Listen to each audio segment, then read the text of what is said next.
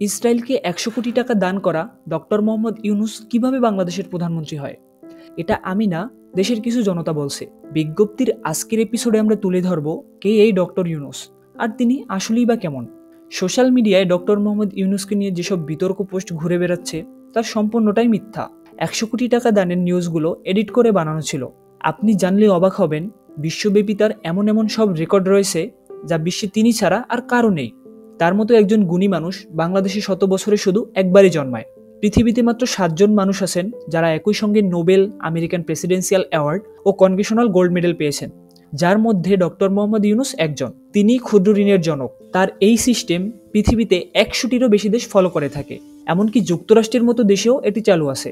এই ক্ষুদ্র ঋণ প্রকল্প চালু করার কারণ ছিল দরিদ্র মানুষ যেন দীর্ঘমেয়াদী কিস্তিতে স্বল্প সুদে ঋণ পায় আর সমাজে ধনী গরিবের বৈষম্য দূর হয়। তিনি বিশ্বের ২৪টি দেশের বিভিন্ন বিশ্ববিদ্যালয় থেকে ৬১টি সম্মাননা পুরস্কার পেয়েছেন। এছাড়াও ১০টি দেশের রাষ্ট্রীয় সম্মাননা সহ ৩৩টি দেশ থেকে ১৩৬টি সম্মাননা পেয়েছেন।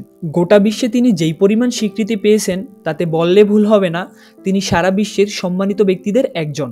আমাদের এটা ভেবে গর্বিত হওয়া উচিত যে আমাদের একজন ডক্টর ইউনূস আছেন।